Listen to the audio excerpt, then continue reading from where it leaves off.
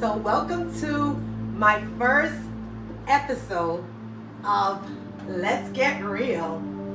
And my husband asked me, right, what do I want for Valentine's Day? And I told my husband, what I really want for Valentine's Day is for you to be my first guest for my podcast. So, here we are. Well, thank you very much for having me, being the first guest on your podcast. I'm very delighted. The title for today's podcast, Let's Get Real, is What Valentine's Day Really Means After Marriage. So, what does it really mean for you after marriage? You want to let us know? Well, after marriage, Valentine's Day never ends.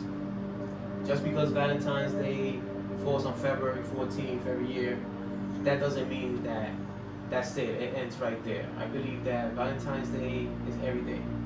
We all have to, take time to show our affection, our love for our loved ones and our family, especially our significant others. So once in a blue moon, it's okay to get some roses, some chocolate, or a random gift, that's priceless. Putting a smile on the significant other's face is everything.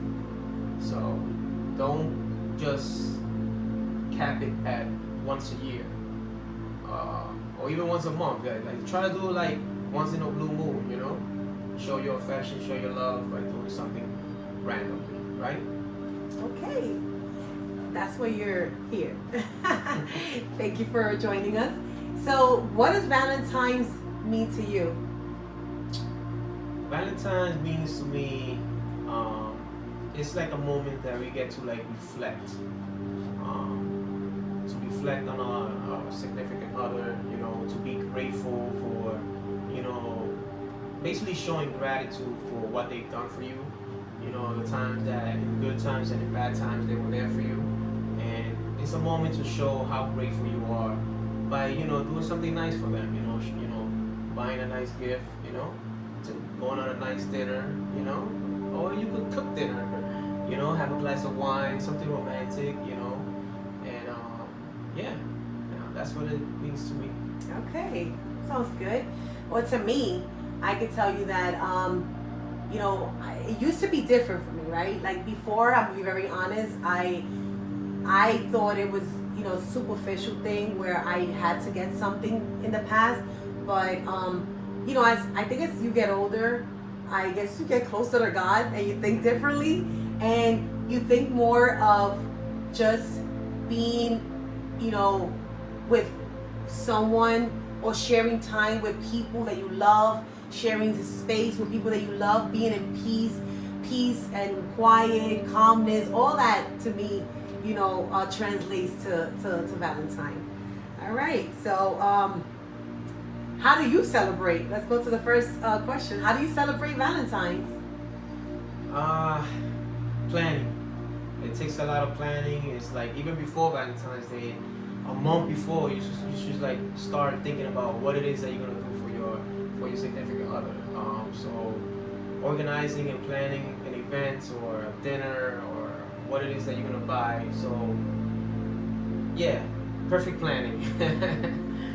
Well, it's never perfect, right? There's never perfect planning, right? There's no perfection, right? To me, I think that as long as you're there, you're present, for a person, because a lot of times, financial situations get in the way, right? And that perfect dinner, that perfect gift, may not happen that year, right? So I think that once you're married, you understand that, right? You understand that there's up and down, there's ups and downs.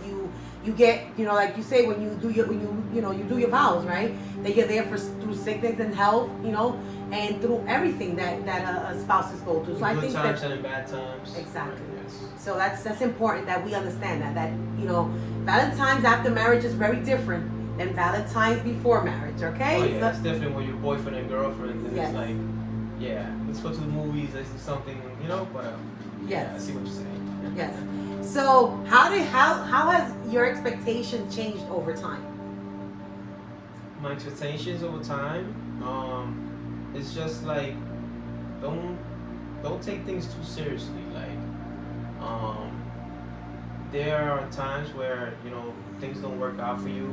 Life gets in the way, and sometimes that puts a dent, in the relationship. Let's say, for example, but not letting life get in the way of your relationship. Understand that things happen, and yeah, just work around that, make the best of it, and never give up on each other, and just make it work. Okay, thank you. So I think what the expectations for me have changed has been that I I don't expect that the monetary things to be so important for me anymore, right? Like it used to be in the past. I think that to me it's more like even just spending a night, watching Netflix, or like we used to say back in the days, Blockbuster, So Yeah. it's make it a Netflix night, and just relax, with a glass of wine or something. I think that to me is more significant than. And don't forget the massages. Oh yes, Very important. yes. Those, yes. I love those massages. Yes. So, what is your love language? My love language is importantly communication, right? Eye contact, you know, listening to your significant other vent, listen to them, don't interrupt them, just listen to what they got to say. That's showing love and appreciation, right? So sometimes they wanna be heard, right? So taking the time to listen to what they got to say and taking it all in, and then providing some positive feedback that is gonna be helpful for them, right? It could be they be having a rough day at work and they just want to vent, And so, to me, that's the love language: communication and allowing them, to vent, allowing you to vent. So I appreciate that because I do vent a lot. I say I'm gonna live forever because the people that vent don't get heart attacks. All right, but I think my love language is knowing that what I'm doing affects people, right? Especially my significant other, in a positive way, right? That I don't forget, to say I love you. That I don't forget to say I appreciate you. And I think that goes a long way. It's when you tell people how much you appreciate them, when you tell people how much you love them, that goes, millions of miles away. And I think that's, one thing that I try always to remember, to say how grateful I am, and have that gratitude. That's important to me. Absolutely. It shouldn't be a day that you let your significant other leave the house without you showing that you're there for them, that you love them, and yeah, that's something that you don't want to regret, because you never know what could happen, So always making sure that they hear that, that goes a long way. Yes. Yes. Okay, so romance versus real life experience. So, I mean, just tell me what you think of that. Romance and real life experience. Well, like I mentioned, there's gonna be good days, there's gonna be bad days.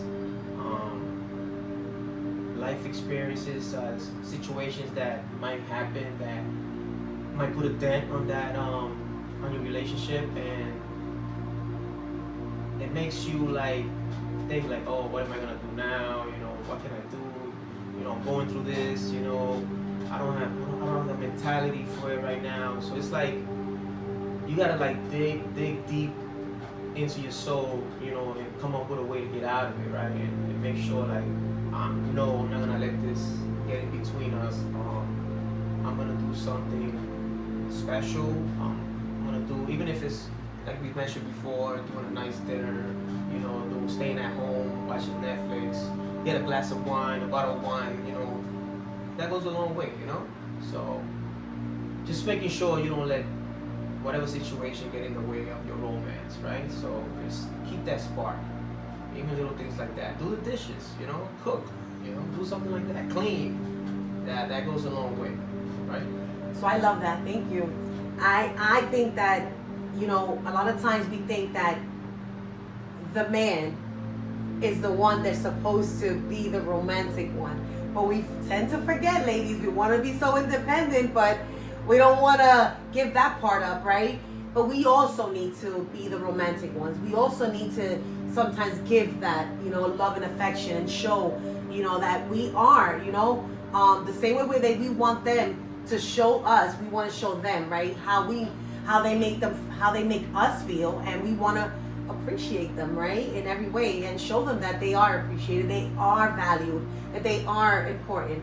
And I think that many times we think that only men are supposed to do that, but no, we should definitely start practicing that if we're not. All right. Yeah, I remember that time when you got me roses. I was at work and you showed up with a dozen roses, and I'm like in shock. Like my coworkers are looking like, she got you roses? Oh my gosh, my wife never got me roses. So it's like what she said, what you said, that you don't have to be the man, a woman can also do that for the man. So, and I appreciated that a lot. So, yes. Okay. All right. So, what's one simple habit that keeps your relationship strong? One simple habit that keeps my relationship strong is making sure that everything is in place before she gets home, before you get home, and make sure that the house is clean. Don't take time to do the dishes, cooked, and like I mentioned before, communication. Communication makes the relationship strong. If you're having a bad day, you're angry, make sure you don't go to sleep like that. Have that conversation. Don't be afraid to speak your mind if something's bothering you. Just let them know. Don't bottle everything in. Just share that. All right. So, yeah, that's it. So I think a simple way that I could say that a habit that we have, right, is that we pray, right? So we pray at night and we pray in the morning when we wake up, and we will go to bed together, right? And even like when he was working nights and I was at home, we would pray before I went to bed, and vice versa, right? So I think it's important that, couples that pray together, stay together, couples that do things together, like we work out. I think that that's a great thing that we do, right? Yeah. By the way, I was the first runner. I started running before he did. So, yes. Yeah. So, that's one thing that we also have in common, that we loved, to run before. But, of course, the last couple of years hasn't been that good for us. But that's something that we bonded together with and we love to do. And I think that as couples, you have to find that medium, right? You have to find that thing that makes you, what you are as a couple, right? Like what makes you unique. And I think having a great relationship, it's not perfect. Nothing is gonna be perfect, right? There's no perfect relationship. I mean, it took us a lot to get even where we're at having a conversation, because we've been through, some tough times. But I think that the stronger we are, the better we are. The more we speak, the more communication that we have, the stronger we get, right? And that's only gonna happen with time, right? That's not gonna happen overnight. And I think this is a great way to start, the Valentine's Day. Thank you for being my guest. Is there anything that you want to share? Anything else you want to share? No, just thank you for having me, being the first guest on the podcast. And for those out there, that are going through something in your relationship, try to find time to speak to somebody. Don't be afraid, to talk to somebody. And it's definitely gonna help your relationship. If you need to speak to somebody, make sure you speak to a therapist, whatever it is. You just talk to them and share what's on your mind, and it's gonna help tremendously. And remember, it's okay not to be okay. Absolutely. You're not going to be 100% every day. Yes. And we're not 100% every day. When I'm up, he's down. When he's up, I'm down. And we try to motivate each other in every way. you know. So I don't want you to think that we have this perfect life. We don't have a perfect life. We have a lot going on, but we are just working progress, right? Every day we're work in progress, and I want people to understand that you know, life, you know, Valentine's, you know, after marriage is not, you know, peaches and creams. You know, there's a lot of work that you have to put into that, you know, and we're putting in the work. Yes, we are. And we're going to continue to do so. Yeah, absolutely. Thank you for being my first guest. No problem. Thank you. Take care, guys.